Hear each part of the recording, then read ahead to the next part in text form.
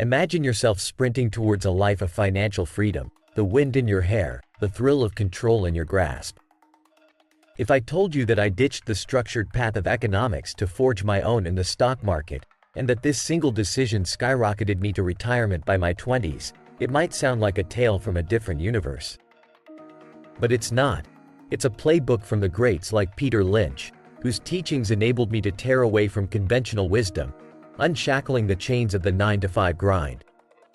Now, before we dive in headlong, let me implore you to tap that subscribe button, like this video, and hit the notification bell for future insights. Commit to these easy actions, and the wisdom to transform your financial destiny is within reach.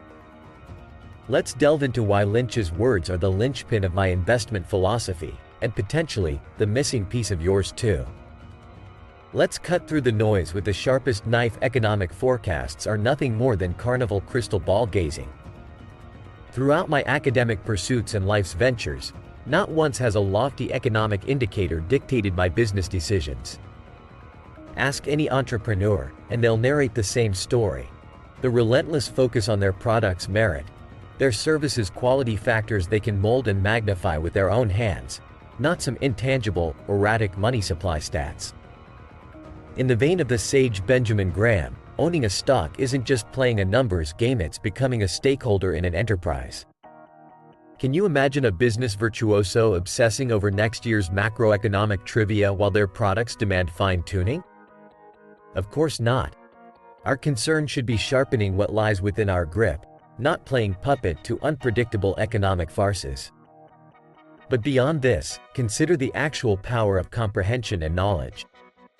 Seeking companies that resonate with your personal and professional expertise is like settling into your favorite armchair. It just fits. Can you lucidly describe what each business in your portfolio does, even in terms children would grasp? This is crucial, as your stock holdings shouldn't be enigmas. Warren Buffett himself has professed that the expanse of your competence isn't the critical factor.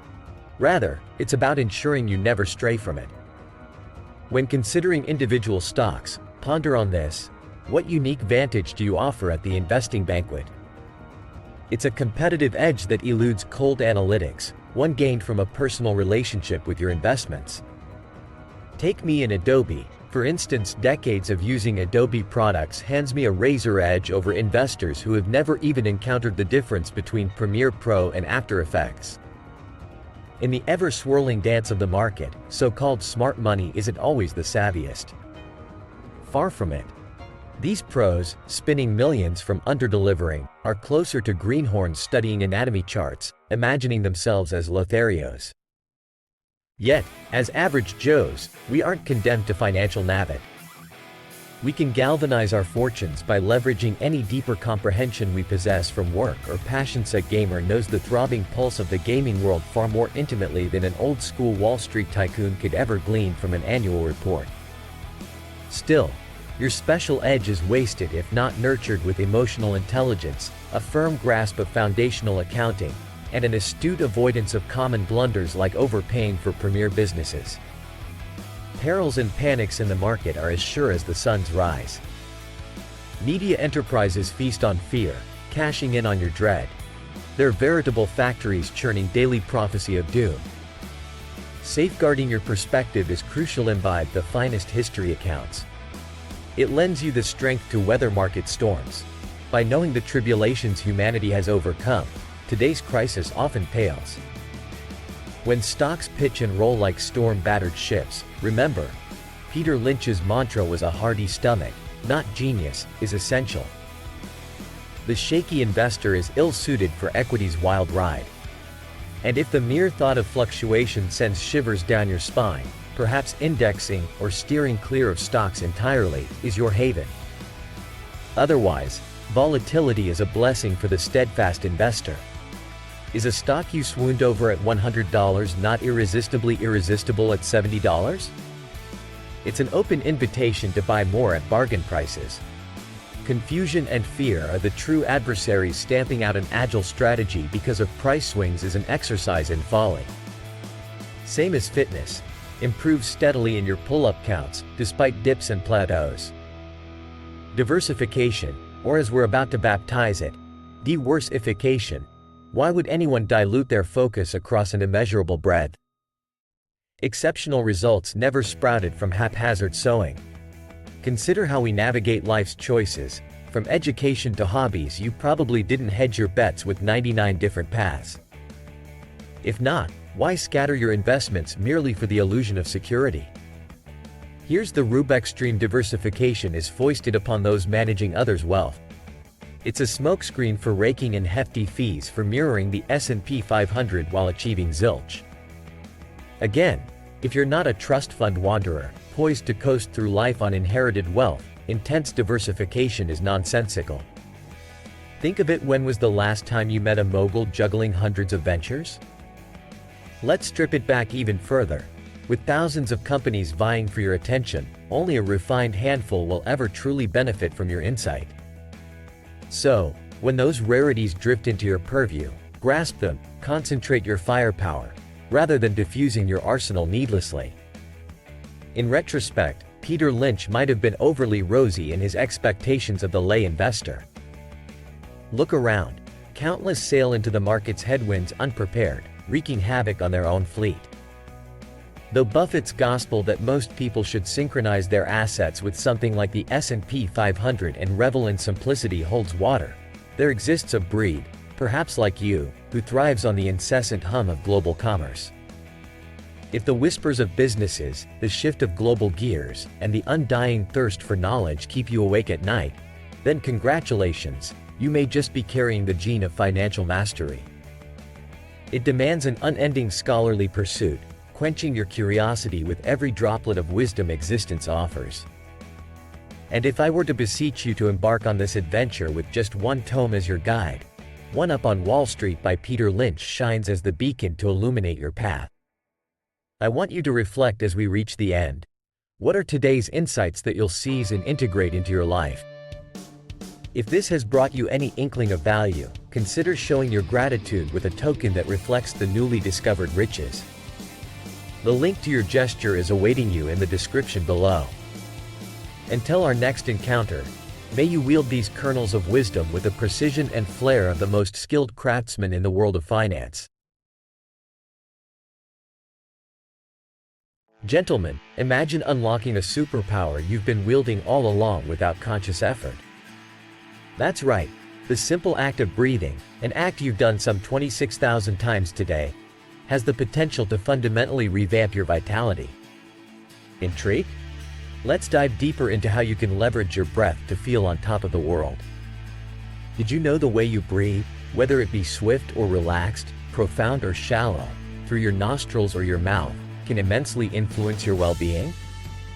It turns out, learning to optimize your breathing can be a game changer. And here's how you can start.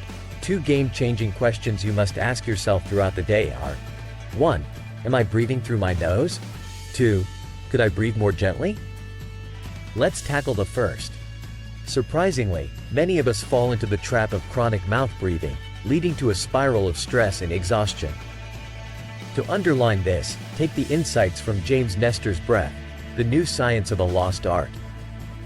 Nestor, in a self-experiment, blocked his nostrils for 10 days, breathing solely through his mouth.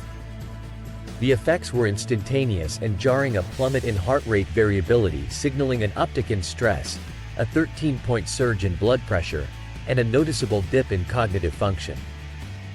Essentially, mouth breathing was sapping his smarts. But the transformation upon reverting to nasal breathing? Astounding.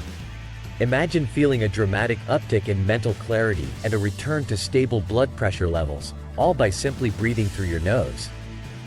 Here's a simple yet bizarre imagery to help you keep up with your nasal breathing at night. Picture yourself sporting a Charlie Chaplin mustache an inch below the nose, that is. It's the size of the tape piece Nestor used to keep his mouth closed during sleep, forcing nasal breathing, resulting in a drastic reduction of snoring and a feeling of refreshment upon waking. Breathing through our nose is, after all, Mother Nature's intended design. And here's a neat party trick: occasionally emit a soft growl or hum during exhalation. Surprisingly, it can enhance the production of nitric oxide by 15 times. Now, if nasal breathing is a challenge due to congestion, don't despair. Engage in a simple breath-holding drill. Exhale, pinch your nose, and sway your head. Once the urge to breathe becomes strong, inhale gently through the nose. With practice, this exercise can significantly clear your nasal passages. Now, to the second question: could you breathe less? Echoing the ancient wisdom of Lao Tzu, a perfect human breathes as if he doesn't. In Japan, it was believed that a true samurai couldn't stir a feather placed below his nostrils as he breathed, a testament to the power of subtle breathing. Consider this: breathing fewer breaths per minute not only saturates your bloodstream with oxygen but also increases your body's carbon dioxide levels, improving oxygen uptake. Ponder over Henderson's profound declaration: carbon dioxide is the chief hormone of the entire body, more fundamental than oxygen. To increase your body's carbon dioxide, simply breathe slower and lighter. As you continue watching, try this. Have the pace of your breathing and fan the flames of your carbon dioxide levels by 25%. Bear in mind that when under stress, we tend to breathe faster, thereby losing precious oxygen and carbon dioxide with every exhale. By now, it's clear, the route to optimal breathing lies in routinely checking: am I nasal breathing, and could I breathe less? Picture the surge of vitality as nitric oxide and carbon dioxide bolster oxygen delivery to your cells. How you breathe is pivotal in feeling tired or tireless. This invaluable wisdom hails from James Nestor's Breath, a book that reshaped my breath perception. I dare say it will do the same for you. Are you curious to delve deeper into these insights? I've got you covered. For a comprehensive rundown, like, subscribe, and hit that notification bell, your ticket to mastering your breath and enhancing your daily energy. Before we wrap up, think about this. How will you implement what you've learned about breathing in your daily life? Will you commit to nasal breathing, or perhaps trim down your breaths per minute? Remember, life's zest lies in the mastery of nuances like breathing. And for those of you who have found value in this video, should you feel compelled, consider leaving a tip equivalent to the enrichment received. Your support fuels our journey in uncovering life-changing wisdom.